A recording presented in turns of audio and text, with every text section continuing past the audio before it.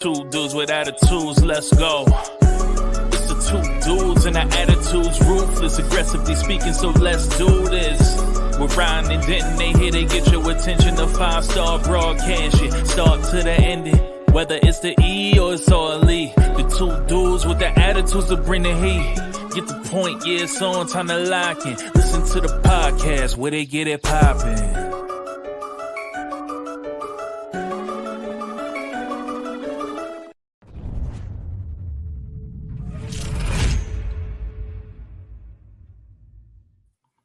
It's Two Dudes with Attitudes, a wrestling podcast with Ryan Enjoys Wrestling and the Heartbreak Dude Denton.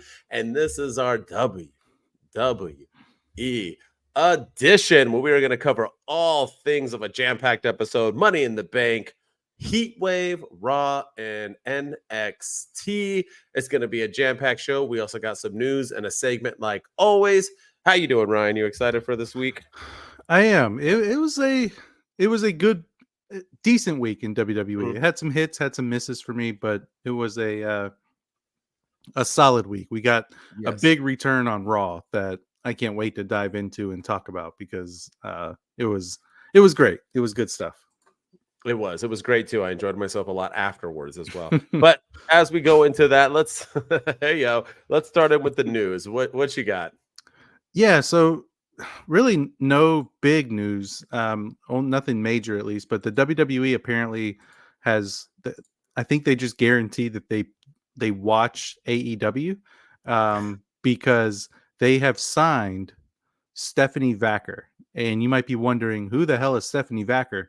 She was Mercedes Moné's opponent at AEW Forbidden Door when Mercedes Moné won the New Japan Pro Wrestling Women's Strong Championship as well as the TBS Championship.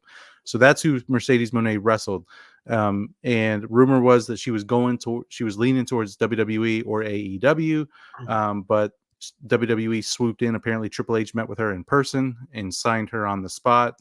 And Shawn Michaels confirmed it yesterday on X when he wrote, "Welcome to the WWE family at Stephanie Vacker. Can't wait to see you in Orlando." Pretty much guaranteeing that she is going to be going down to NXT upon arriving. And she was backstage at Heatwave this past weekend. And I'm going to be honest, I don't know much about her. I know she's in CMLL, and I think she might have been in New Japan. But everything I'm seeing on the Exosphere is that she's the greatest. This is a great signing for WWE. So we'll see what happens. But it's also funny, you have if she had gone to AEW, it's a terrible signing. It's not going to move the needle. But now that she's going to WWE, it's the greatest signing ever from the wrestling fans out there. But again, I don't know much about this girl because we only really pay attention to WWE and AEW. But yeah, I think it should be, everything I'm seeing is it's going to be a great signing. And with her and Julia coming to WWE as well. Yeah, so it's going to be some good times in the WWE women's division.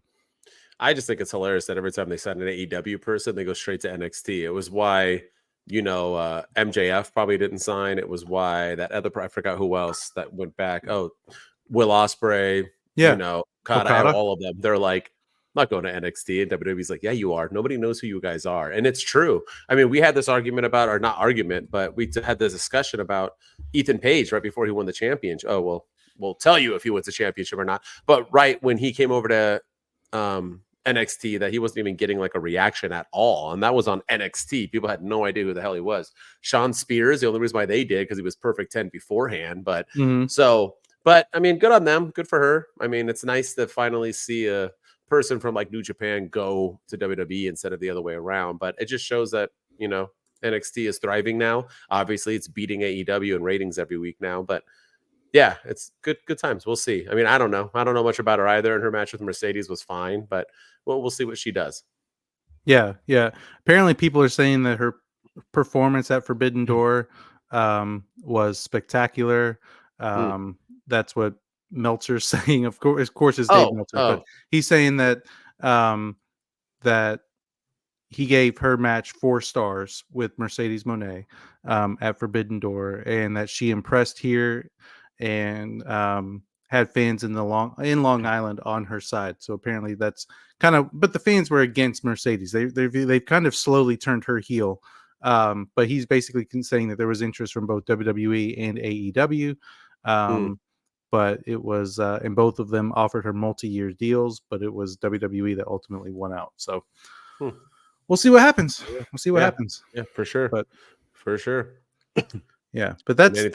really That's it. That's All yeah, right. that's really it with the news. I mean, nothing. There's other rumors out there, but nothing of circumstance. The Motor City Machine Guns are on WWE's radar.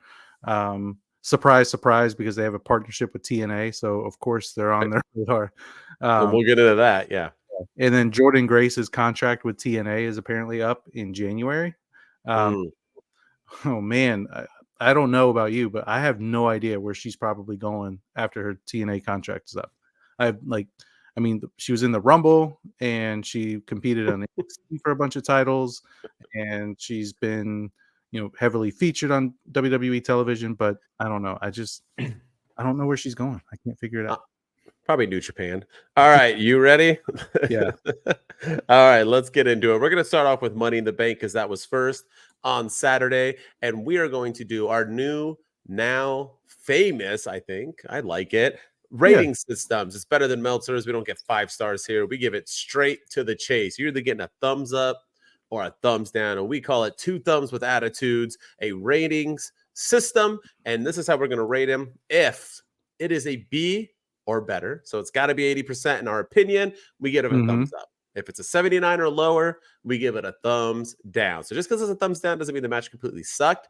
It just means that you wouldn't have been able to get a degree in your master's program. So there you have it. And that's how we rate here through master's program. So we're going to go Money in the Bank. We're going to start with match 1, go down to match 5, and we're going to do thumbs up or thumbs down. I don't know if you're going to be surprised or not by my reviews here, but we shall see. I mean, I did a post about it and got a lot of attitudes. So on TikTok, but 2 thumbs with attitudes.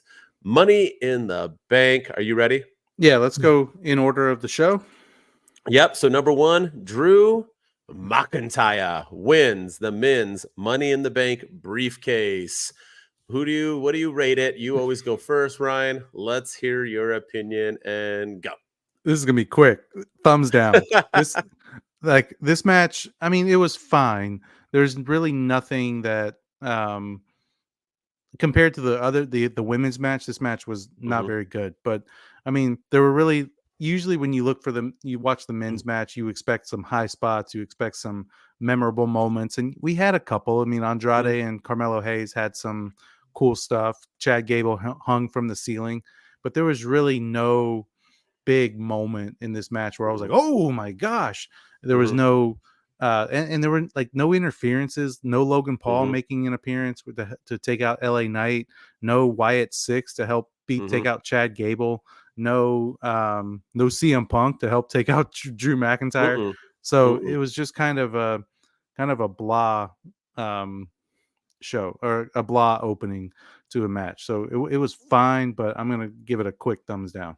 Yeah. And once again, we did a watch along with this, and we're going to do a watch along for all WWE PLEs that we can, usually normal time ones, but we try to do the other ones too if we're around and about. But I gotta say, I'm going ahead and give this a big fat thumbs down. I said it when we watched it. I was bored half the time. We were talking about other things, football. We were talking about WNBA, yeah, WNBA, for crying out loud. It just was not entertaining. Big thumbs down for me. Not even just because Drew won, but just everything else. It just wasn't that exciting. All right. After this, Sami Zayn defends his Intercontinental Championship by defeating Braun Breaker clean, and the Russell Talk community exploded for some reason. But what do you got? Thumbs up, thumbs down?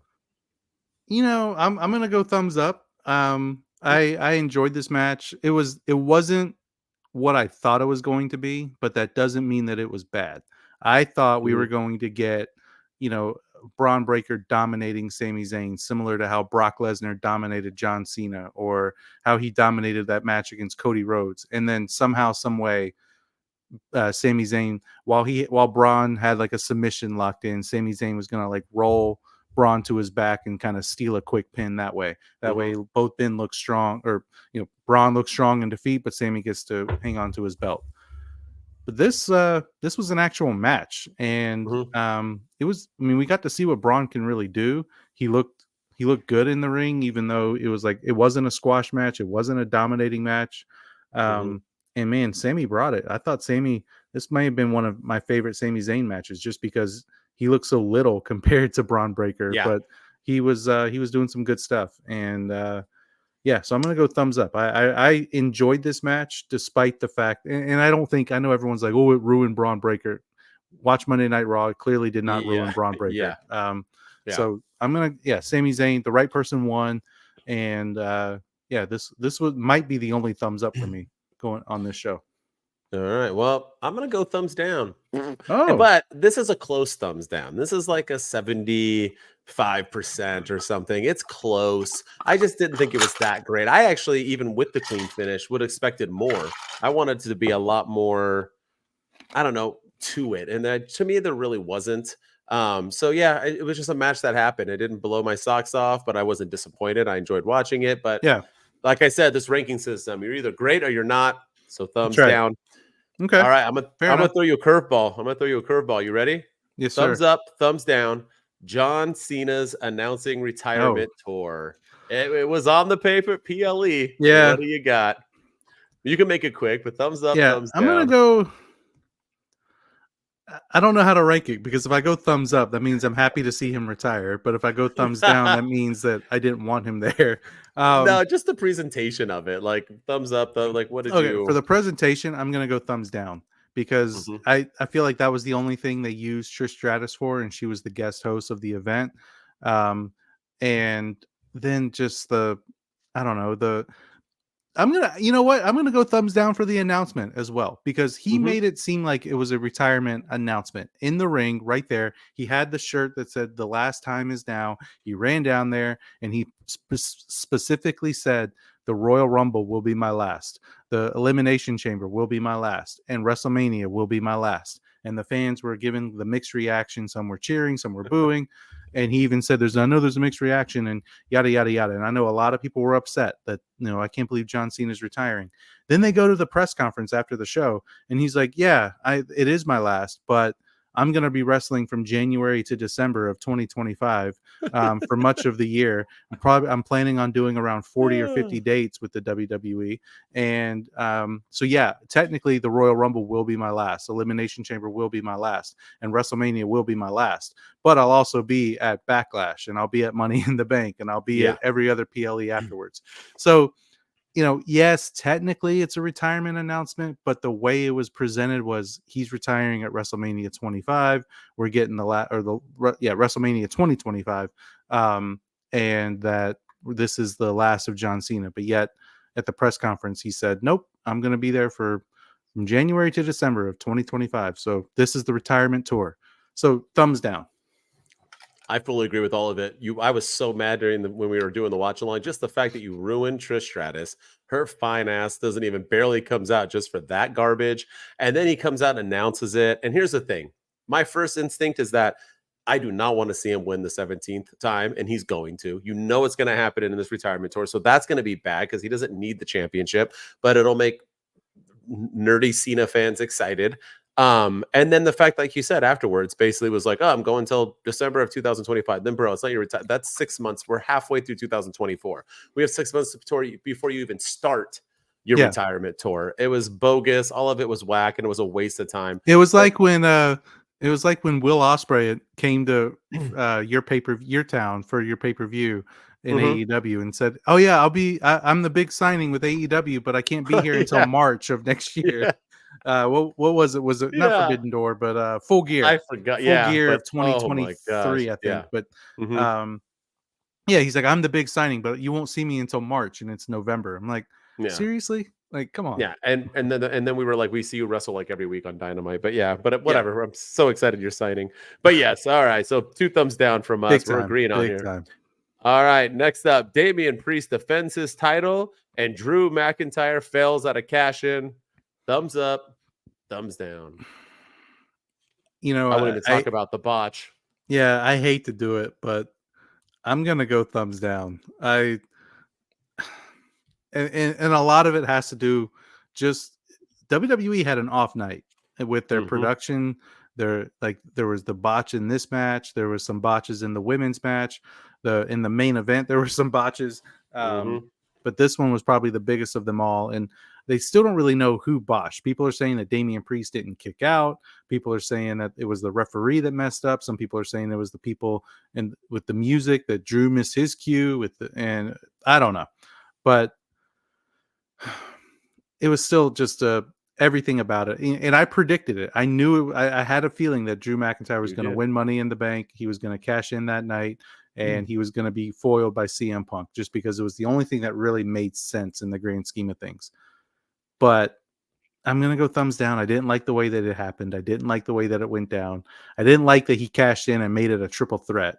And I get that they did it because it's a no disqualification in a triple threat. Therefore, Mhm. CM Punk could come out. But I didn't like that. I didn't like that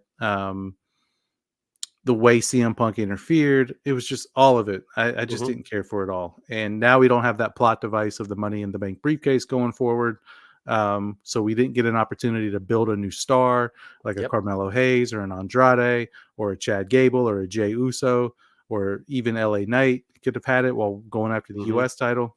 Yeah, I feel like this was a missed opportunity for the WWE. And, Damian Priest, he'll be fine. Seth Rollins will be fine. And Drew McIntyre's got the best feud going on with CM Punk. But this was just a miss for me. Big time miss.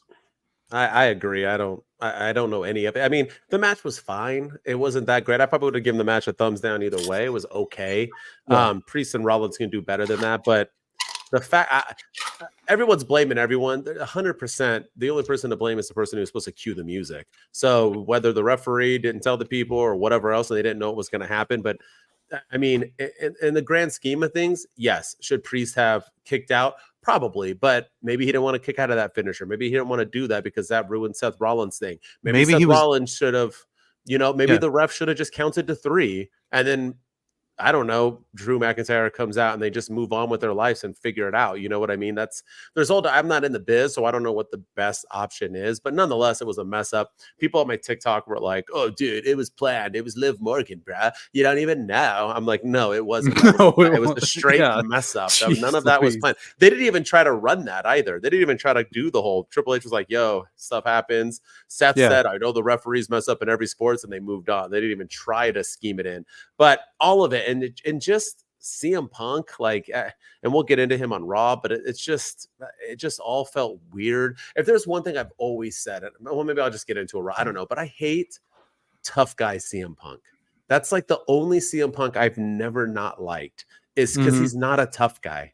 He at all. Like I get it. He beat up Jungle Boy. Whooped it. Like I've said, Yeah. I've seen it. I've seen this guy train. I used to train. I saw him hit, throw hands. He's not a tough. He's just not a tough guy. He really isn't. I don't think he could beat up half the people in WWE, and they don't know how to fight. I don't know why he has this. And even if you don't like Drew McIntyre, Gunther, like I don't know if these guys can fight or not, but they at least look intimidating. At least you're not gonna like mouth off to The Rock. CM Punk is like a scrawny, small dude. Like, why are you?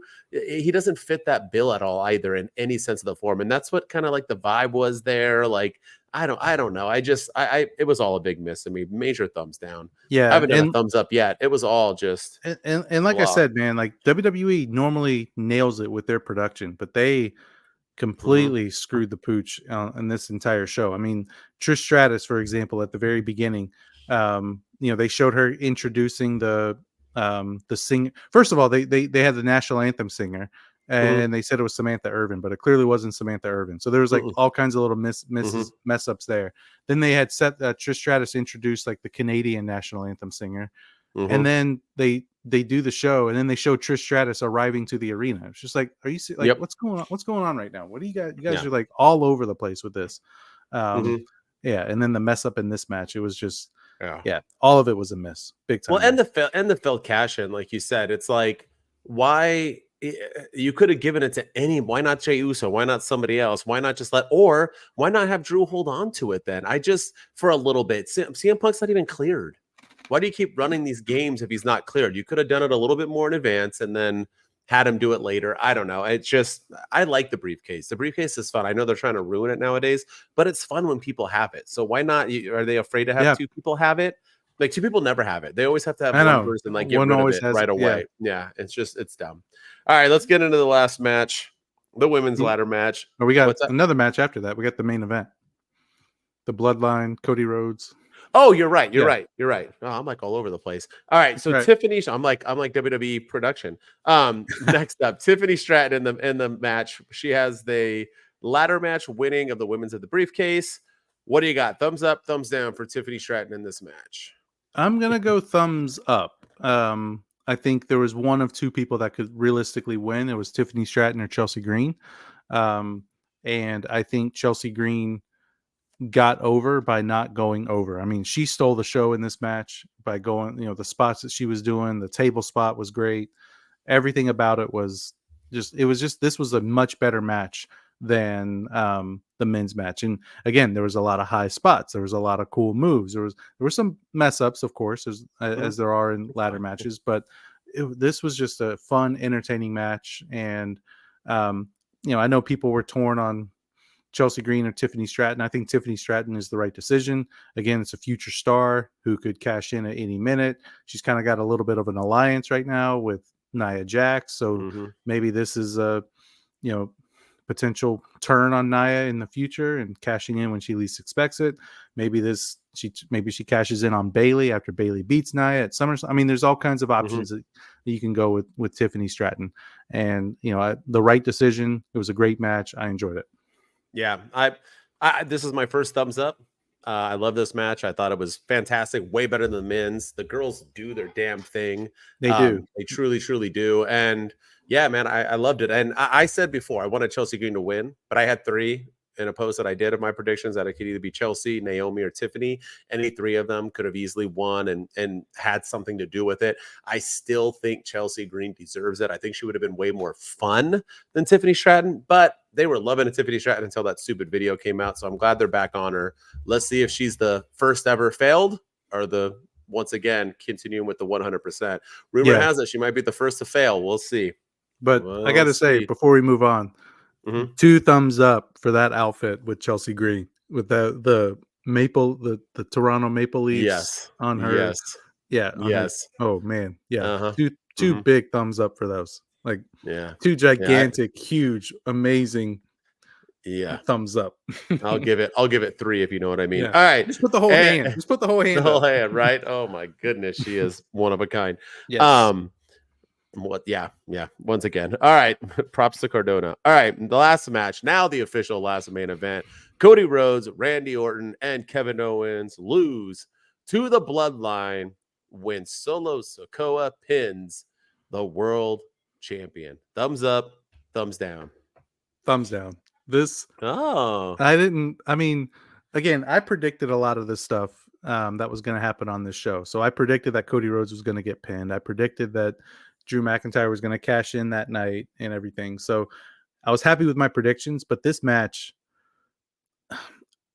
should have opened the show. You should have closed. I think they should have closed with Damian Priest and Seth Rollins, and then close it with the Drew McIntyre failed cash in and CM Punk kind of doing his thing as the show goes off the air. Why did this match main event? Like, why was this the last match of the night? Triple H did an interview in the back of a limo and promised some big surprises on this event, and his 2 surprises were John Cena and CM Punk. I was under the I was thinking we're gonna get, like, there's a reason this is main eventing.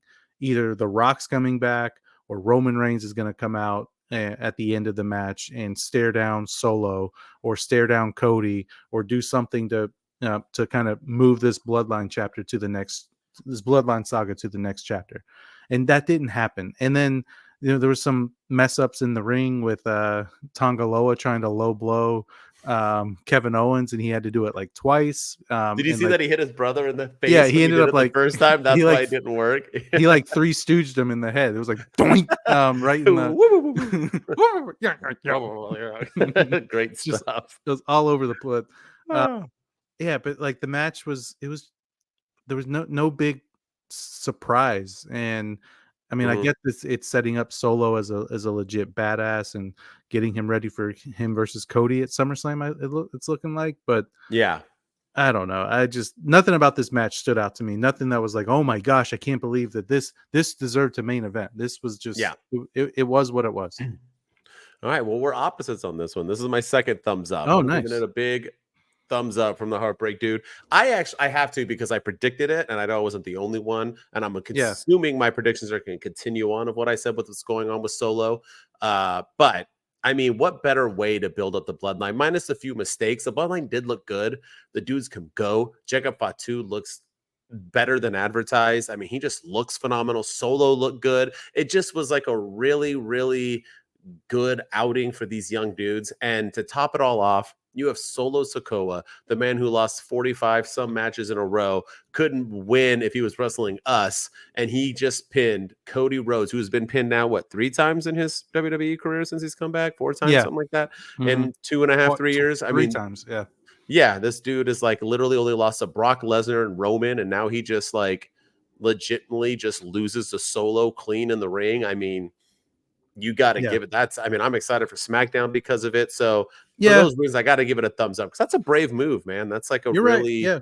And really brave throw out to do that. Jacob Fatu, man, like the man's a star. Like that Mhm. man is good. Like after this bloodline saga is over, that man is going to be future world champion. Like he's Mhm. that damn good. He was killing Mhm. it in the ring. He looks scary Mhm. too. He really, really does. All right. So that's our 2 thumbs with attitudes for Money in the Bank. And now we're getting right back into it. 2 thumbs with attitudes, part D. We're doing Heat Wave and the 5 matches that went on in Heat Wave. We'll go in order as well. Same exact thing we did for Money in the Bank. And this is what I think. I'm going to have like basically a polar opposite to what I had for the last one. This is how I think Money in the Bank should have turned out. I was a huge fan of NXT Heatwave. Loved Yeah. it. Let's get into it. We start off with Oba Femi defeating Wes Lee to defend his North American men's title. Thumbs up, thumbs down. What you got? Surprisingly, I'm never been the biggest fan of Obafemi on this show, but I'm gonna go thumbs up. I mean, this match was fun. There were times where I Mm-hmm, thought Wesley was gonna take it, and then mm-hmm, Obafemi brought like took it to another level. I mean, these guys they have insane chemistry in the ring, and it worked. This match was. I really enjoyed this match, and it was definitely the best match I've seen of Obafemi and mm-hmm. Wesley. Just it's a day that ends in Y for Wesley, so it was Oh, a, yeah. a fantastic opener to a fantastic show. So I'm gonna go Yeah. big time thumbs up. All right, 2 dudes, 2 thumbs up. I agree with you. And finally, man, I believe in Obafemi. Because Over I mean, feminist, yeah. oh, right. He was killing it. And this was like the perfect and maybe the best I've seen in quite a while of the big man versus the little man match. They did it perfectly. The big man did what he needed to do. The little man tried to do what he had to do. It was just really well done. I loved it. And even though I'm going to say I only got 1 match correctly predicted on this card, so you would think I would hate a lot of these results, but I'll never judge a match off of the who wins or loses. Great match. I'm all here for it. Now I like the way they opened it too. They opened with the men's North American, then went into the women's North American Championship, which was Kalani Jordan defeating Sol Ruka to defend her North American title. Thumbs up, thumbs down. Thumbs up. I still think Sol Ruka should be the women's North American champion, but Kalani Jordan, man, she's not bad. And this was another great match to to continue the hot streak of NXT Heatwave. It was there were times where I thought Sol Ruka was going to take it, and then Kalani Jordan just again clicked into another level. And this made me believe in Kalani Jordan. So I'm going to give it thumbs up. All right. Once again, thumbs up. Yeah. I always got to give Sol Ruka a thumbs up. Oh, always. That finisher ju- she has is fire. Dude, but not just that. Did you see all the moves she created in this match? Oh, She was doing all sorts of moves I've never even seen. They announced even Booker T and them were like, I don't even know what to call that move. It's like she's just like creating things as she's going around. She is insane. Good. But Kalani Jordan held her own. But here's the thing, right? Her last match she wrestled, she didn't look that good. She's wrestling Sol Ruka because Sol Ruka's that girl. So she was able to carry her a little bit, which is funny because they're both pretty much rookies to this game. But just like the women's Money in the Bank match was my favorite of Money in the Bank, this was my favorite match of Heatwave. So Yeah, I loved it it. was a I good thought I match. just Soul Ruka, man. She just has me going. I just can't get enough of her. All right, let's get into the tag team titles. Frazier and Axiom, to I think a huge surprise. I don't even get the Yeah, point of them I bickering know. all the I didn't time. get If that. you're not, I don't understand. But they defeated Chase U to keep their tag team titles. Thumbs up, thumbs down. This was probably my least favorite match of the night. Ooh. You know, and maybe, I know we try not to judge based on the outcomes, but I think Mhm, the outcome had a lot to do with it. I really wanted to see Chase U win the tag team mhm. championships. And, again, Frazier and Axiom have been bickering back and forth every week on NXT. Chase U has, ever since they added the former, I can't remember his name now, the other guy Ridge Holland? from, yeah, Ridge Holland. Ever since they added him, they've looked stronger and better Mhm. than they had, and they got rid of the stupid gambling angle and started focusing on wrestling again. And God. um, Yeah. you know, so but I'm gonna go thumbs down for this Mm. match. This was like I said, my least favorite match of the night. I think the wrong team won. I really wanted to see Chase U win the tag team titles. So thumbs down for me. All right. I respect that. I'm going to give it a thumbs up. I thought it was a fun tag team match, especially for Chase U and these guys. I thought it was entertaining. I Mhm. enjoyed it. I hated the outcome too, just because, once again, why are you having them bicker if they're not going to Yeah. lose? Maybe they're going to lose it later. I mean, they do have like a random fake pay per view coming up. Maybe they're doing it then. But nonetheless, I still thought it was really good. I thought this was one of Chase U's best outings I've seen in a while. Yeah, Andre they look Chase and good. Yeah, that's Duke why they should Hudson have look won. good. Yeah. I agree. I agree. But I give it a thumbs up. Thumbs All up. right. All right, let's get into it. The women's match. We have Roxanne Perez defeating Lola Vice to defend her women's title. Thumbs up, thumbs down. Two big, big, big thumbs up.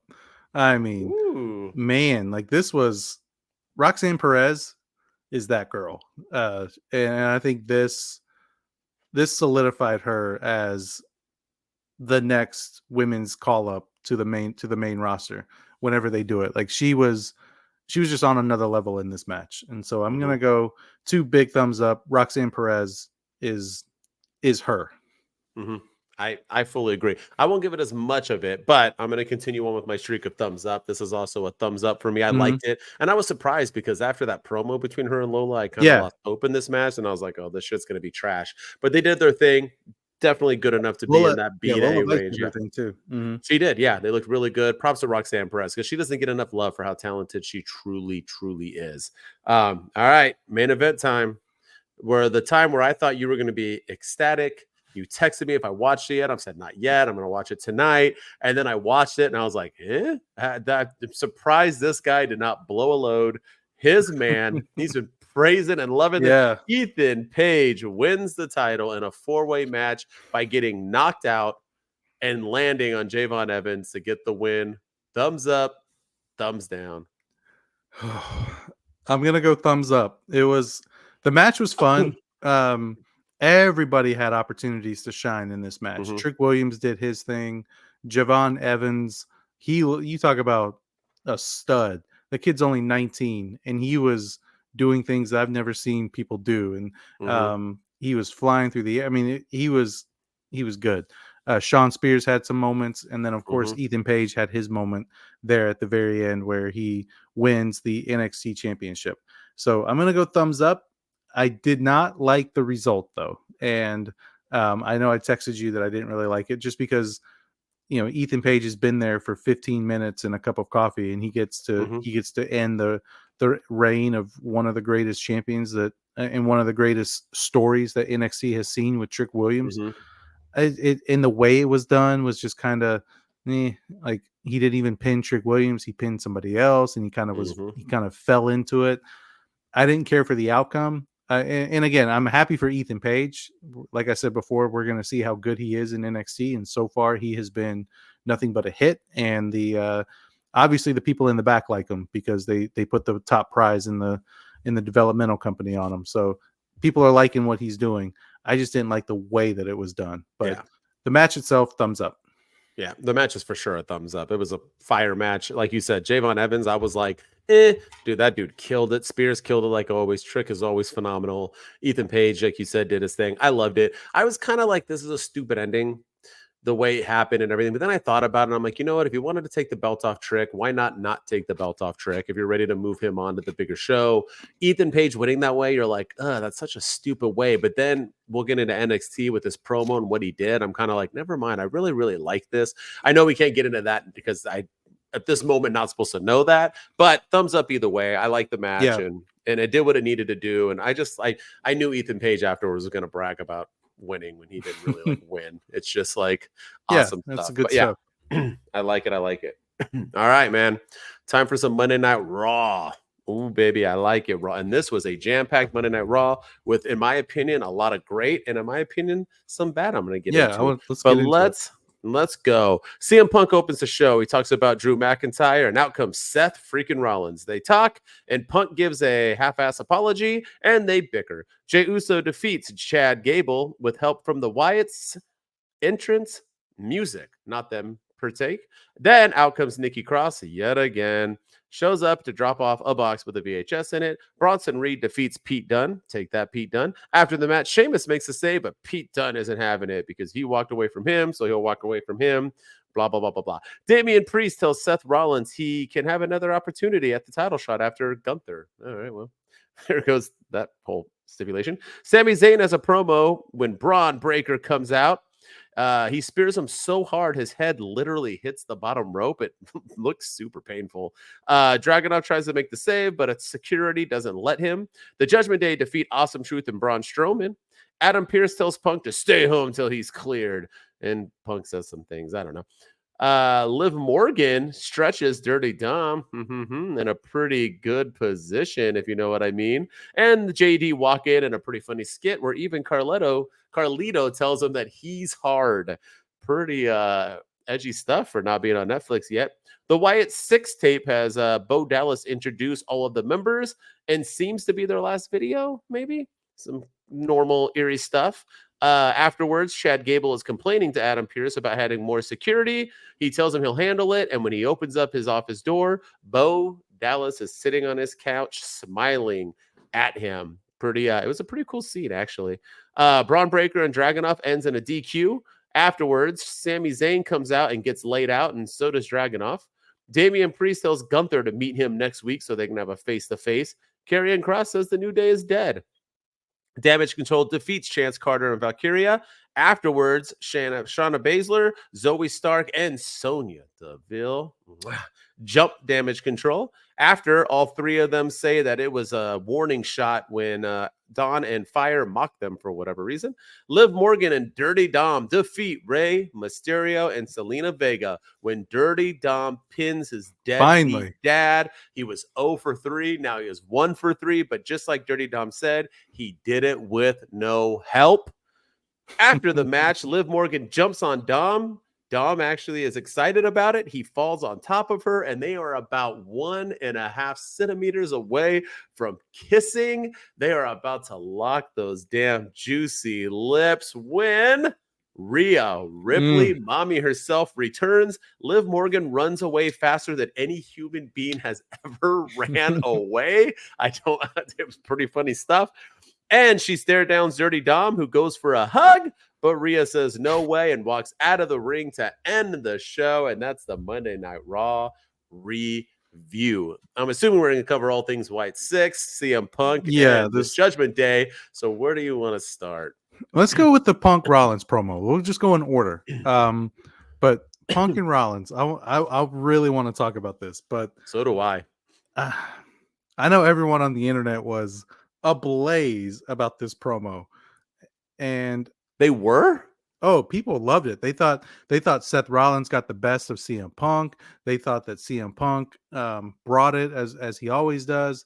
I didn't like it at all. I did not like this promo at all, and it goes not know that. Oh, it was all over the X that they were cooking. It was cinema, and everyone, like, everything is cinema these days. Yeah, well, and everyone gets married, and go ahead. But I did not like this promo at all. I really didn't. And it goes back to what I was saying before about CM Punk when he came back to the WWE, that something's missing, and he's just not hitting the same for me on the microphone. And this was another example of that. First of all, the one thing that really bugged me about this promo is that it made no sense whatsoever. If they had just left it alone after the segment, I would have been fine with it. But then, like 10 minutes later, we see Seth Rollins talking to Damian Priest backstage, and Damian Priest is like, "Hey, you know that gentleman's agreement we had where you can never compete for the title as long as I'm champion? LOL, JK, you can compete for it. I'll give you a shot." So why is Seth Rollins so mad at Punk then? Like that basically so stupid. It was it made his point moot. It's a cow's opinion. It's moo. It's not relevant. It's a moo point. From Friends, for those Friends fans people out there. But no, it made the whole thing like completely irrelevant as to why Seth Rollins was mad. CM Punk talking about like mentioning Seth Rollins' daughter, and then being like, "Oh, I don't mean to be disrespectful," and then but he has a bracelet with my name on it, and with my wife's name on it, and my dog's name on it, and it's 15 cents in retail. Yeah, my wife and dog, but my wife's, it's 15 cents in retail, but it's valuable to me. And I don't know. This just this promo just didn't land. I don't know what it was about it, but I guess it was good if the back and forth that people thought, but it didn't land for me. This was one of the, if not the worst promos I've ever seen from CM Punk and Seth Rollins. I can't believe you're saying, I was so busy this week that I was behind on wrestling. So like Raw, and then, so I didn't look anything up because I didn't want to get spoilers. So I did not see any, but I cannot believe people thought this shit. I was so bored like watching this was like hard. I felt like they like scripted it up together, but then somebody must have said something wrong, and then they were like thrown off. It just yeah, right. It just seemed that hasn't really, happened really before off with CM Punk. No, and that's what I'm saying. And you were saying that, and you've been saying that since he's come back, he's been off. And I'm starting to, because I was like you, a huge CM Punk head before back in the days, and I don't know now if I'm starting to think he was ever truly as great as, is he just the pipe bomb and the clean dude, and that's why he was like so good? Because now that he's become popular, I didn't think his AEW run was good. I don't think his WWE run now has been good. He hasn't been good on the mic in forever. And once again, I do truly believe it's his tough guy gimmick. This whole promo was about how he doesn't, no one says that. I'm going to go into this. I'm going to sit on here. What you going to do? Now I'm going to walk in the ring. I'll punch you in the face. I don't this and that. And then it was like, and then like even Seth was like feeding into it. Like, oh yeah, you don't apologize. It's going to be half-assed because, you're such a tough guy. And then he even said that one line to Seth where like, you say one more thing, like I'm going to drop you or something like that. And I was like, what are you like? Like, you think Seth Rollins is afraid of you, Sam? Like, he's like, oh my God, like, you're not Brock Lesnar. Like, you're not the Undertaker. You're smaller than Seth, and Seth is not even taller than me. Like, what are you like? Who are you? Like, I just didn't like. And then he went backstage with Adam Pearce and was like running his mouth about how like, I am. I'm gonna do whatever. And then Adam Pearce like, no, you're not. And he's like, well, okay, but and Adam Pearce like, I know you want to. I know you're such a tough guy. Like, what are we doing with this? Like, it's like, why are we still calling Jack Perry the scapegoat? Why are we pretending like CM Punk's a tough guy because he choked out Jack Perry on I don't understand because it's not his UFC run. I just think that's what it is. He's not the edgy like guy anti-authority. No, and that's what made him this new, like, it's not him, and I'm not digging it at all. I was so into the him and Drew thing, and as soon as him and Seth went in, because I think they truly don't like each other, and I think that doesn't always work. It worked with Brett and Sean. It works with a lot of people who truly do hate each other, but I just don't. I think because they're trying not to say anything too much because they don't like it. I don't know, but it's just, I thought it was disgusting. I thought after watching that, I was like, oh my God, this Raw is going to be absolutely garbage. But then it cooked the rest of the way. But I was like, dude, it really made me nervous. I was like, God, this is like awful. Yeah, I did not like it at all. It was, I don't know, man. Like, again, and then words and they were both all over the place. And then CM Punk going to the commentary table to talk to Pat McAfee and Michael Cole when Seth Rollins was coming out, being like, "Oh, this is taking forever. Why is this taking so long? This is going to be a while. So let's talk to Pat McAfee. LOL. Yeah, you never had me on your show. Ha ha ha ha. Michael, why'd you use my government name at Money in the Bank? Like, yeah, just so." Yeah. and I don't know, like, is this about Punk and Rollins, or is this about Punk and Drew? Is this going to be a triple threat now? Like this, I don't know. Yeah. It was great with Drew and Punk, but adding Seth Rollins to it, just it didn't need to happen. And I feel like Yeah. that's the direction they're going now. But then again, like I said, Damian Priest was like, "Hey, LOL, JK, we can you can compete for my title." And Seth Rollins is like, "Okay, great, buddy, high five." And then so it made everything completely Mhm. irrelevant as to why he was so mad, because at the time CM Punk not just screwed Drew McIntyre out of a shot, but Seth Rollins can no longer compete for the title as long as Gunther or Damian Priest holds it. And so he, in a way, Punk kind of ruined that for Seth Rollins. So I understood why he was angry. But then by the end of the night, I was like, why is he so angry at him? Because he gets a shot.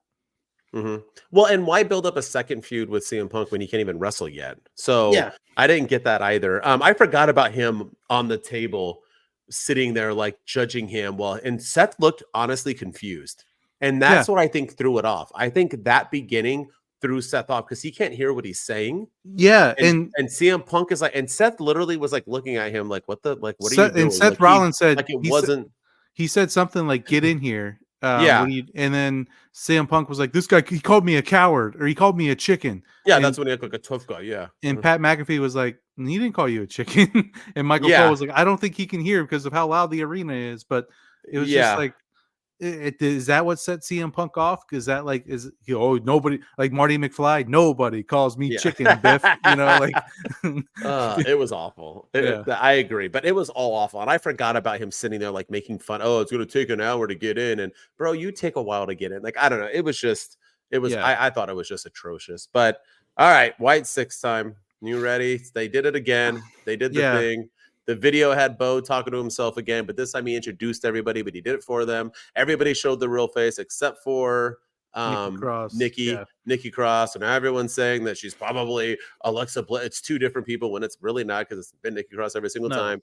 All this stuff, and then Bo Dallas is now in the office, so I'm assuming it's the end. The Bo Dallas in the office thing was really, really cool, but I do have to say I did like this video. I was hoping that they were going to have all of them introduce themselves. We said it at the beginning. They didn't. They're probably just wanting to move it on. But I am still confused on if they are like, magical, or if they're not. Are they this? Are they that? Or to me, this video once again did kind of make it like they're just, like I keep saying, D12 with Eminem and them. They're 5 people with split personalities. Yeah. So they're the other people, but they showed their faces. So obviously that's a good way, so they don't have to be like the Fiend where he's wrestling in his freaking mask and it looks stupid.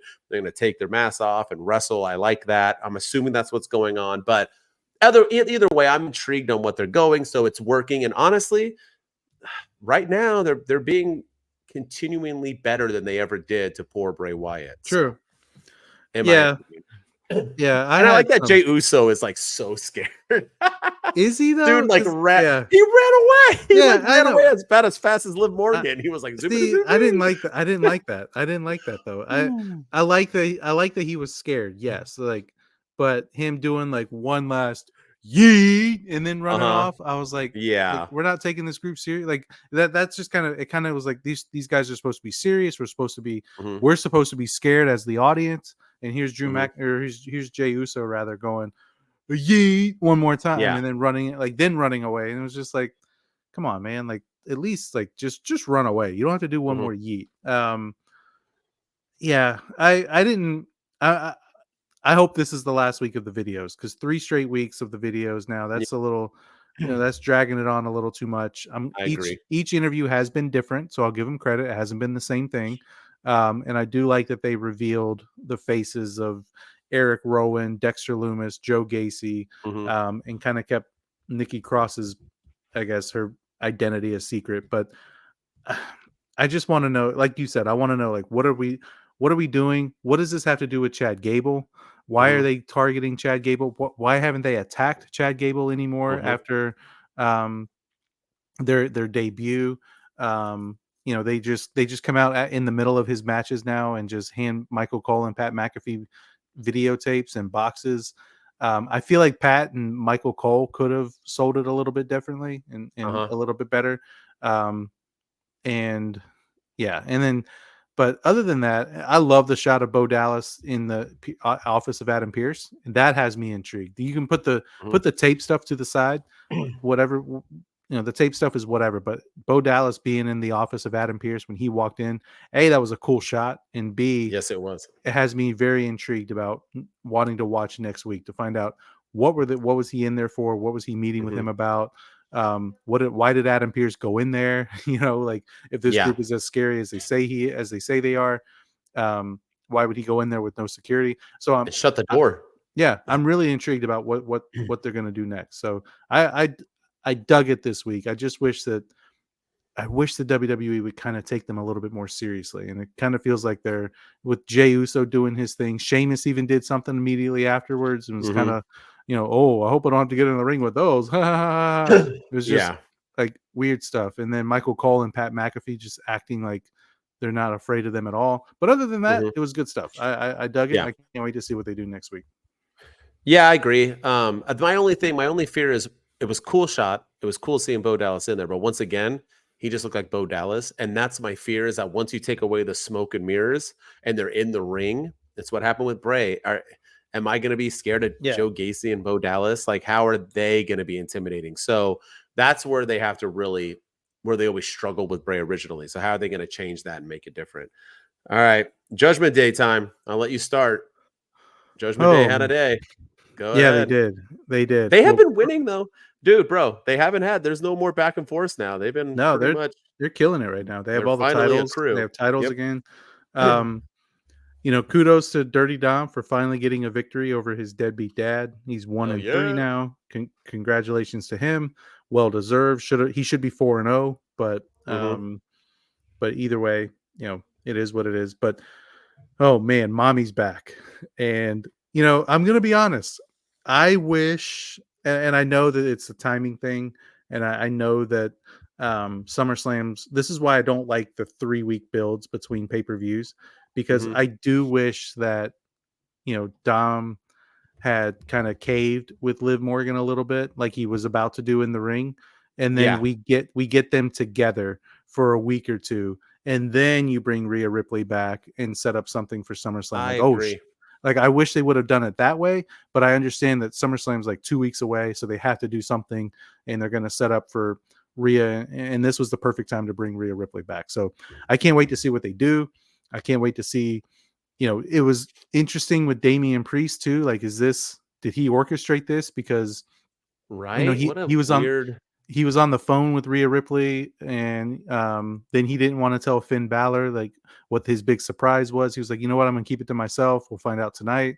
And then he did an interview or something, like a backstage thing, and he was like, they showed him watching Rhea Ripley coming back, and he was smiling. He was like, yep, I told you that boy was gonna learn consequences.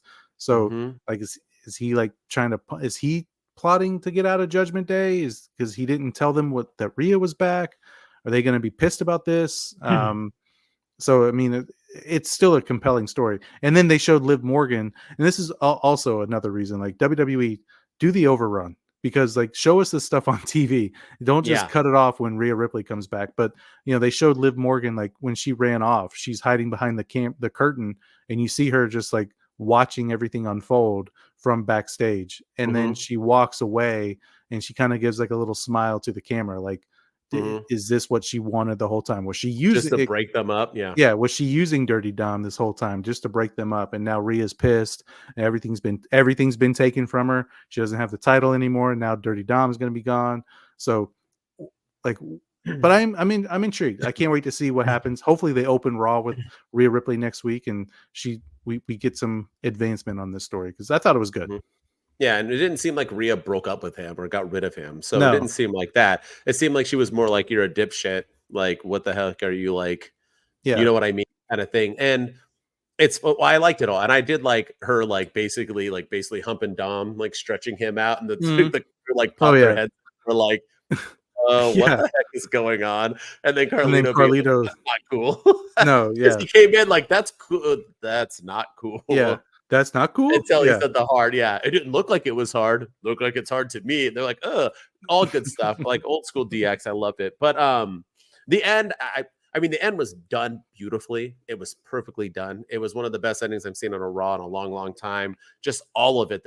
But I like you said that you thought maybe it was too soon. I feel like the way they did it shows that like my thinking behind it isn't accurate. I think this is exactly what you said, that it's going to turn out that Liv was just plotting to get Dom to break up, and now she might play Yeah. some little games here and there, but basically that's it. And Judgment Day is either going to move on or be stronger afterwards or whatever. But it doesn't seem like they're going to be kicking Rhea out. And with Damian Priest being so, sneaky about it and so like tough love of, I've been telling him to call the whole time. I've been, this boy's got to learn, basically. You know what I mean? It just seems Yeah. like it's just going to be a slap on the wrist and move on with. That's what it seems like. It was just a filler until Rhea came back. But I don't really like that. I think that's kind of whack. I like it better with Rhea becoming a babyface, moving on. But maybe they still will. And maybe she'll turn and Damian Priest will then side with them. You know what I mean? Who knows? You never know. Maybe Liv will help Damian beat Gunther. You don't know. So there's theories out there that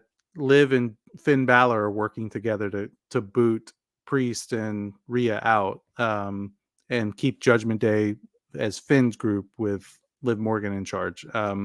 So there's theories out there that because Finn and Liv worked together against the original Judgment Day with Edge and Rhea at the time and Priest, in like a 6-man match a few years ago, and now all of a sudden they're both in Judgment Day randomly, and kind of, so there's theories out there that this is all a work by Finn Balor orchestrating it. So I'm still intrigued to see what happens. But me too.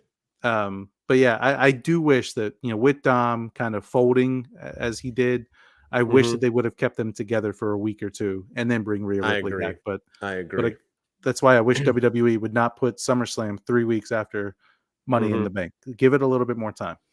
Dude, the SummerSlam is going to cook, though. It is. It's going to be off the chains. Let's get, and like I said, the ending was phenomenal. So it's well done. Even though I'm thinking it's going to go a different way, I still love it. All right, NXT time. You ready? Jam-packed NXT. Let's get into it. Ethan Page opens the show to brag about being champion. Trick comes out and says he wants a rematch. Then out comes Shawn Spears, and then out comes Javon Evans, and the good guys clear the ring. Carmen Petrovic defeats Ariana Grace. After, Fallon Henley beats down Petrovic. Brooks Jensen apologizes to Ava, says he'll do better. Ava said people vouched for him to get him his second chance. Tony D defends his cup against Lexus King. Brooks Jensen jumps Javon Evans when Josh Briggs basically tells him, I vouch for you, and this is what you did for me. Rich Holland tries to get on Chase U's good side by getting Duke Hudson a title shot next week versus Obafemi. Duke did not look too happy about it. Gallus defeats Tyreek and Tyson. Wesley out for a promo, and it seems like he's about to retire and call it quits when the Rascals from TNA cut him off, and MSK is back. Thea Hell defeats Izzy Dame after Obafemi says he'll destroy Duke Hudson. MSK, who are now called the Rascals again, I guess. MSK was the two of them. The Rascals are the three of them. I don't know. I was confused. But either way, they bump into Gallus backstage. OTM defeats the OC. Surprise. No Quarter Catch Crew knocked off, kicked out Damien Kemp, or I don't know what the heck happened. I think so. I don't know. So, his contract's up. His contract. That's why, right? Yeah. So he just like wrote him off or whatever. Yeah, they wrote him off. Yeah. Sol Ruka and Fallon Henley end in a DQ when JC Jane and Jasmine Nix jump them. Tatum Paxley breaks a doll. Cedric Alexander is NXT. So is Ashanti the Adonis. Trick Williams and Joe Hendry. That's right. Joe Hendry defeat Ethan Page and Shawn Spears in the main event to close the show. And that's the NXT review. What do you got? You were laughing at all sorts of things. What's going on? What's in you were laughing earlier. You're laughing at the Joe Hendry. What you got? Let's hear it. All right. I'll talk about Joe Hendry real quick, because I might be the only person in the world that did not like this at all. You're not. Continue. I didn't care for this. I thought it was random. Number one. Number two, stop with these, the Joe Hendry mugshot or the Joe Hendry picture on every, Trick Williams, who's going to be my tag team partner? Oh, I don't know. And then they show Joe Hendry's face on the screen. And then commentary acting like they didn't see it. And all the other wrestlers, the very next thing, oh, do you think Trick will have a tag team partner? I don't know. He doesn't have any friends. They just showed, obviously it's Joe Hendry. And I know they're not supposed to see it. It's supposed to be a separate thing. I get that. But it's like a little Easter egg. But the last time we saw Joe Hendry in the WWE, he got eliminated first in the Battle Royal. Mhm. That's the one that Javon Evans won, only to lose his title shot later that night. Mhm. But he was eliminated first. He didn't even make it like a minute into the Battle Royal. He cut a promo in the during the or before the match, and then afterwards we see him yelling at Shawn Michaels as he's leaving the arena. And then 2 weeks later, 3 weeks later, he's teaming in the main event, and there's no mention of his meeting with Shawn Michaels. There's no Mm-mm. mention of this Battle Royal at all. There's no, like, to me, like, things like this just really irritate me. It's just everyone's like, "Oh, NXT cooked," and it was Joe Hendry showed up, and the partnership is fantastic, and he pinned Sean Spears, and great, but like, why was he there? Why was he teaming with Trick Williams? Like, why? What was the point of this? It made no sense. I didn't like it. The thing everything you said was spot on, and I didn't like it at all. I once again didn't look at the internet. I didn't know they thought this cooked. This didn't cook Oh, in any way, shape, or everybody, form. yeah. Just because he showed up, that's Somebody cooking. somebody wrote that this was a revolutionary episode of NXT. I'm like, no, it wasn't. So a guy who's in a TV show that gets literally 30,000 people watching it, and he comes to NXT, and that's revolutionary. Yeah. What world, what planet are these people from? Anyway, for one, I don't get Joe Hendry. I said it before. I'll say it again.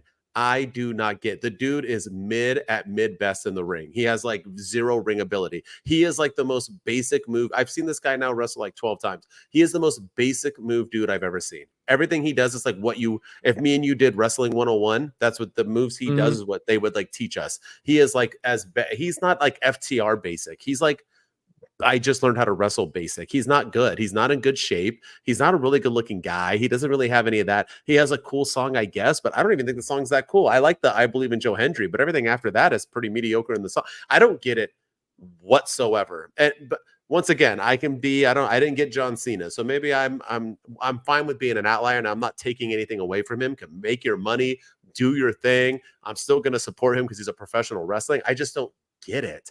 I don't get why him showing up. But here's my biggest problem with Joe Hendry is that you told me at the end of Heatwave, they showed his face at the end.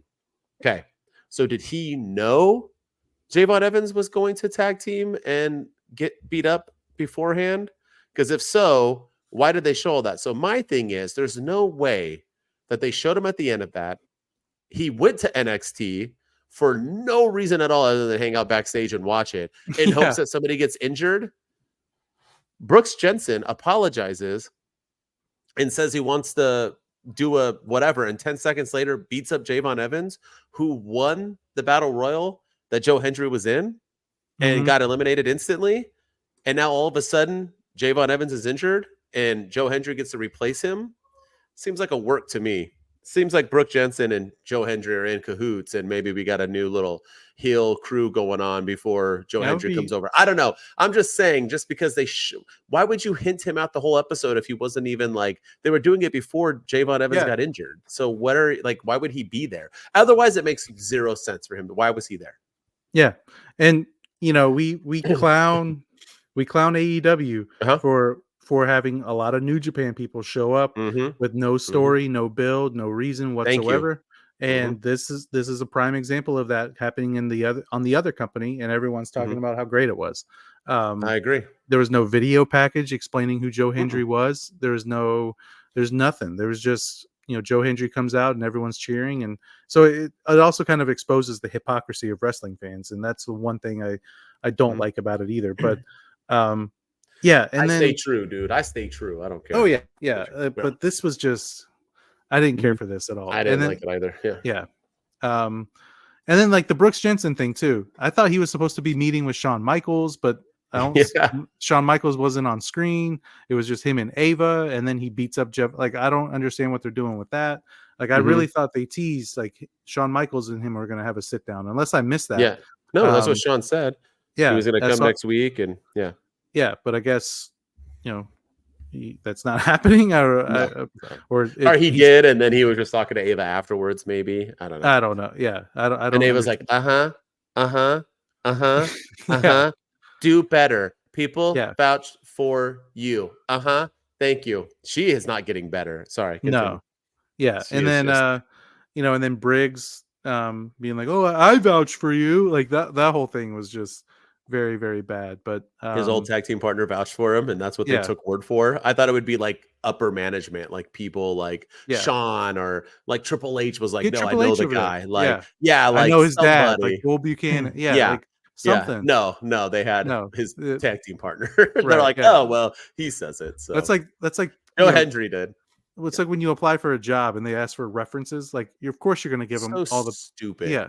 Like I'm Yeah. going to give you all my friends. That like, I'm not going to give you my like upper management's reference. I'm going to Yeah. give you my buddy that I worked with that is going to Uh-huh. speak highly of me. Yes. It's the references are the dumbest thing. But But anyway, yeah.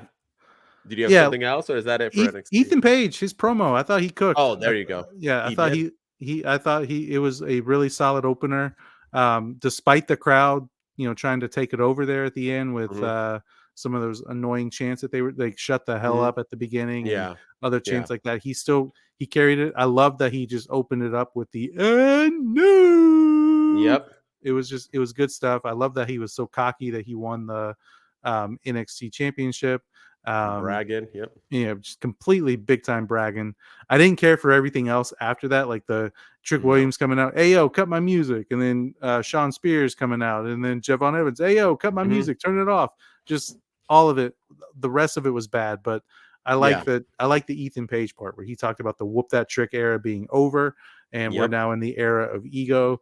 It was a good like I'm all in on Ethan Page as NXT champion. Oh, for sure. Me too. And he did exactly what I wanted him to do, and he did it. He bragged. He was cocky. He finally got the crowd to turn on him. It was awesome. Yeah. He got a reaction finally. I dug it all. And AEW, like I said, they could have easily had him as a international champion or something like that and had him do stuff, and they never did. He's talent, so I'm glad he's getting used. And he bragged about being the quickest ever to join NXT and win a title. So Yeah, he said quickest he's to only ever been there do for it. 6 weeks. Yep, 6 weeks is all it Mhm. took to take over this entire brand. It was good stuff. Yeah, I agree. All right, you ready? That's it? That's it. That's all I had for our week. NXT. I mean, yeah, we're only 6 minutes over our regulated time. So yeah, that's it, right? Let's just go with it. Yeah. But yes, good stuff. Hold on one second. Okay. All right. So yeah, so good stuff. I dug it, loved it. You ready for our segment? I'm always, man. Let's get into it. All right. This week, do we have a song? No? We Unpopular opinion, trying to get them. They ain't hating, just listen. If you don't agree, man, they get it. They gon' say it with their chest, even if you upset. They can take the heat, none of this get some stress. This is something they been holding in. Two dudes ain't afraid to tell them what it is.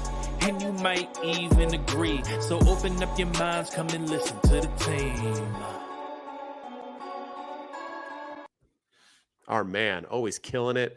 And like he said, we are doing unpopular opinions. This is what we're going to give a take that people will probably dislike, like Joe Hendry. You know what I mean? Something like that. So that's what we're going to do. As always, this is a cooking week, so I don't know what can be unpopular or not, but let's see. As always, we start with Mr. Ryan. What you got? I wrote down a bunch. You only get two, so pick and choose. Okay. Which one do I want? Okay. All right. So there's rumors going around on the social media sphere that nothing is WWE hasn't confirmed it or anything, but there are rumors that are saying that women's mid-card championships are on their way to the WWE, the main roster, and that there's going to be a women's intercontinental championship coming to Monday Night Raw and a women's US championship coming to Friday Night SmackDown to kind of go with the rest of the kind of make things cohesive. You have the US title on Raw on SmackDown, so the women's US title will be on SmackDown. The intercontinental title's on Raw, so you're going to have the women's intercontinental title on Raw. And I know everyone's been kind of asking for women's mid-card championships now for quite a while, but my unpopular opinion is I don't think we need them. I think that's completely irrelevant. I don't think that I just think that it's unnecessary, not irrelevant, but completely unnecessary. We don't need them. We already have a women's mid-card title. It's called the women's tag team titles, and those barely get featured on television. And you have a hard time getting the women on television, especially on Friday Night SmackDown in 2 hours already. And you're going to just tell me that you're going to add another title and kind of make things a little bit more attractive for the women. We don't need it. If we only had one world title, similar to like the Roman Reigns situation when he had both belts and there was nothing to compete for, I would be okay with it. Or NXT, I was fine with it because they only had the one title for the women, and now this kind of gives them something else to fight for. But now we have the women's champion on Raw, we have the women's world champion on SmackDown, or whatever, vice versa, the other way around, and we don't need two more belts. We don't. And I know we confirmed that WWE watches AEW with the signing of Stephanie Vacker and Triple H's little comment about 7-hour pay-per-views at the press conference. So, we know they're what, but the answer is not always more titles. And I don't think they need to. We have the speed title that doesn't even get put on television on a regular basis. They can't even carry that belt onto TV.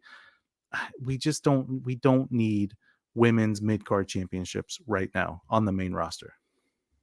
All right. Well, we just got canceled. No, I you hate women. Probably. Yeah, of course. I mean, I think this is one I might not agree with you. I like what they did with the North American women's title, and it's been working. So maybe I do agree with you with too many belts.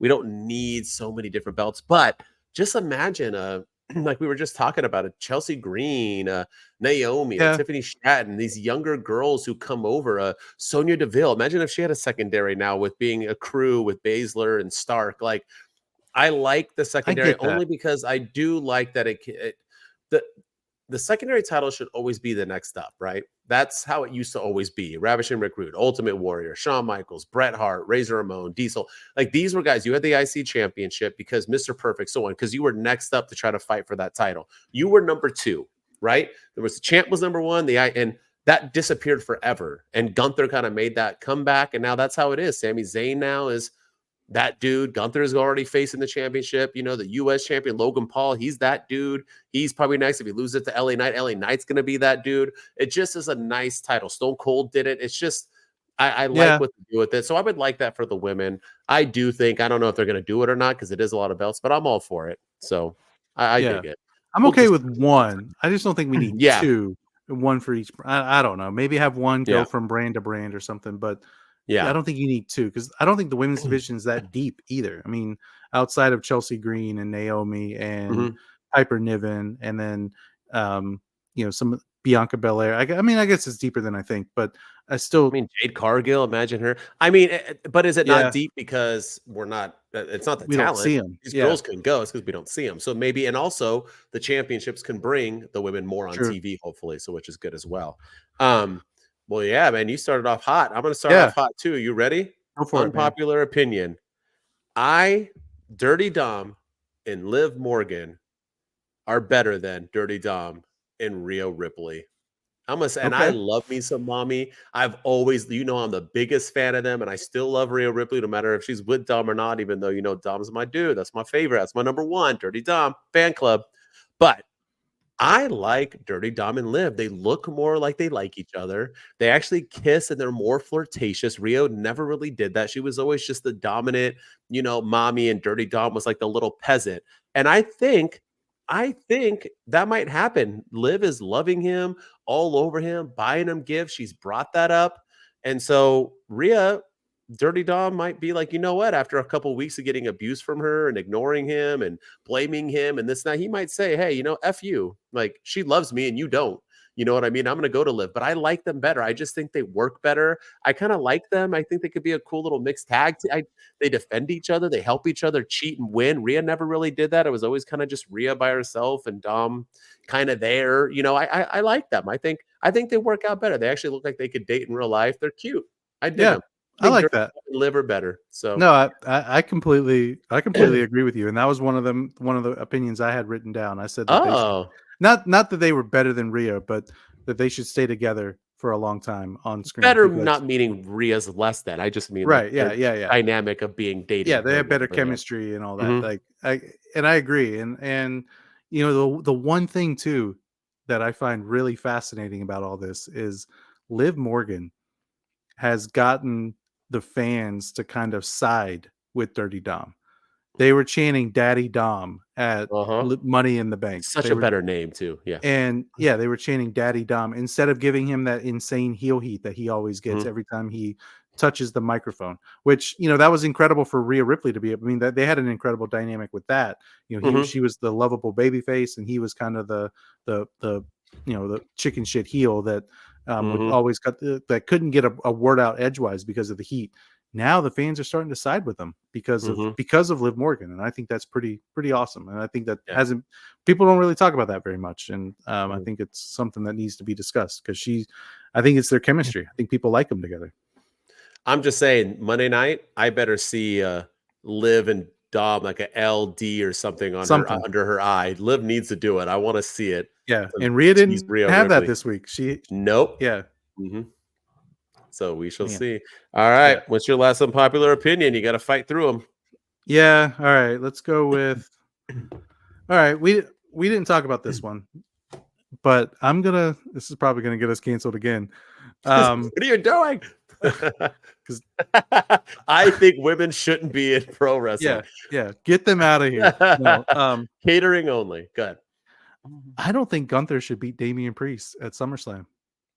I don't. I know that's the. I just.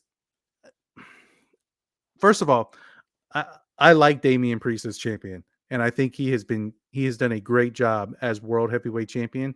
And I know people are going to kind of crap on this reign, especially after the botch that occurred at Money in the Bank. People are going to, they're going to clown on him, and people are already. I liked his promo this week where he was talking about how think Logan Paul wins matches without help. Do you think other champions have won matches without help? So I did like that he's kind of addressing the fact that he needs help, quote unquote, from interference to help him win matches. But I don't know. Why would they tease one more match between Seth Rollins and Damian Priest and lift that gentleman's agreement if Gunther's just going to take the belt off of Damian Priest at SummerSlam? Like, why would they do that? So it kind of makes me think that WWE isn't taking the belt off of Damian Priest at SummerSlam and that Gunther's not going to win. We also haven't seen a lot of Gunther on television recently, and I know that I don't know. I don't think his momentum has cooled by any stretch, but we've seen a lot of Damian Priest. I think Damian Priest is better with the Judgment Day in that whole story by having the world title. And with Rhea back now and Rhea going after the women's world title, and maybe Rhea gets it, now you have Damian Priest and Rhea with the two top prizes on Monday Night Raw. I just don't think it's Gunther's time. And the biggest thing too is the next PLE is in Germany. So why not have Damian Priest retain at SummerSlam due to Judgment Day shenanigans, and then Gunther gets his rematch in his home country, and then he can win the belt there. But that way we get a little bit longer of Priest as champion. He retains at SummerSlam, and then let Gunther win it at Bash at Berlin. I'm not saying Gunther doesn't need to be champion. I just want to see more Damian Priest with the top prize. It's so funny that you said that. I fully agree with everything you said. All my exact points. I had that as my next one. Damian Priest should defeat Gunther. So yeah, I fully agree with you. Nothing on Gunther because I think Gunther's going to make a phenomenal champion. I think it's also better for television with Damian Priest, with everybody who wants to come at him. And if they do maybe want Drew to have the title later, or Seth Rollins or CM Punk to hold the reign, why not have Damian keep it a little bit longer to then lose to one of them instead of Gunther doing that? So, and the other thing too is, Cody's not dropping the WWE Undisputed title anytime soon.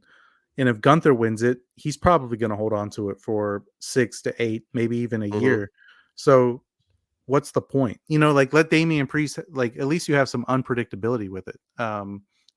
CM Punk could beat him, Seth Rollins could beat him, Gunther could beat him in a rematch. So let him hang on to it for a little bit longer.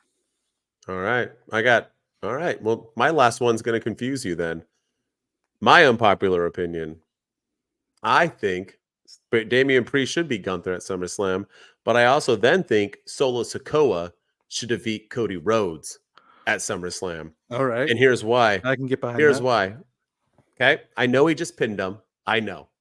But what better way to make Solo Sikoa a star and to build him for the future against Roman Reigns, and to drag this Roman Reigns and this bloodline story out just a little bit longer. Have Solo Sikoa defeat Cody Rhodes become the champion and do what Roman Reigns could not. That's what he's claiming. And I know you can go with Roman Reigns costing him, and that's the same route, but no. Just imagine Solo with the belt, bragging, WrestleMania, I even helped you and you still couldn't. My new bloodline, this is why I'm the tribal chief. The tribal chief's the one with the championship. I have the championship, this and that. And imagine that build.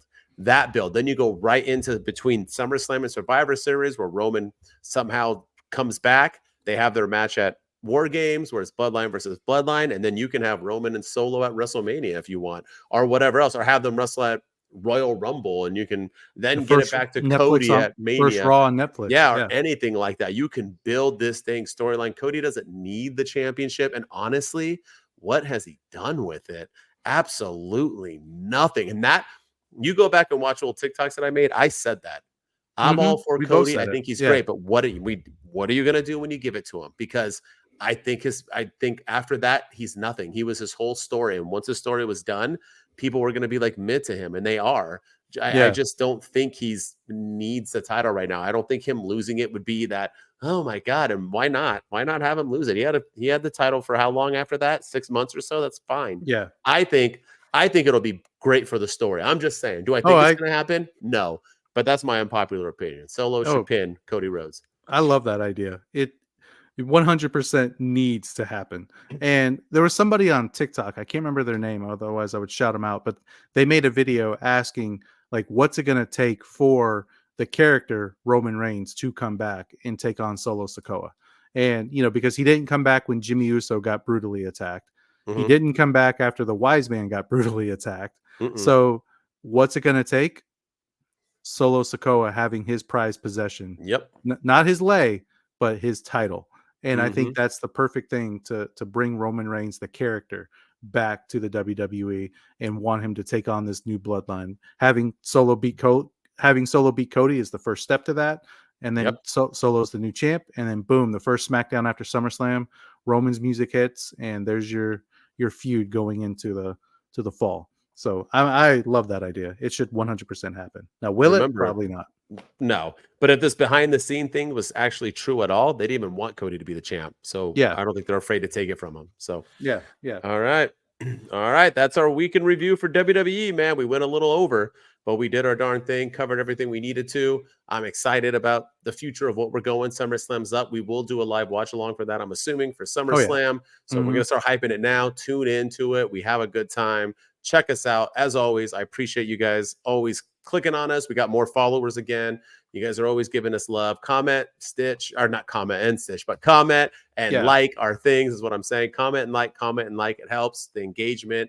It'll get us out there. So we appreciate you guys. And if you just want to follow me, I'm the Heartbreak Dude at HBD Denton on all social media outlets. I post all the time, top fives and other things. So check me out if you just like to hear me. And as always, I'm with my main man at Ryan Enjoys Wrestling. Go hit me up on all the social media platforms. I will post one of these days. Life has been a little chaotic lately, but I promise I'm getting back to it. Go follow us on TikTok at 2 Dudes with Attitudes. Hit us up on X at 2 Dudes PC, and then subscribe to the YouTube channel. We are blowing up big time, so we want the most love and engagement to come from you guys. And then if you're listening to us on audio and Apple and Spotify and anywhere else, we appreciate all the love and support. Go drop us a 5-star rating and review and tell the world that you love us, because 2024, man, it's going to be the year of the dudes. 2 Dudes Wolf Pack. We out. Oop, let me fix that. Here we go. 2 dudes and our attitudes ruthless, aggressively speaking, so let's do this. We're Ryan and Denton, they here to get your attention. A 5-star broadcast, shit, starting to the ending. Whether it's the E or it's all E, the 2 dudes with the attitudes that bring the heat. Get the point, yeah, it's on, time to lock in. Listen to the podcast where they get it poppin'.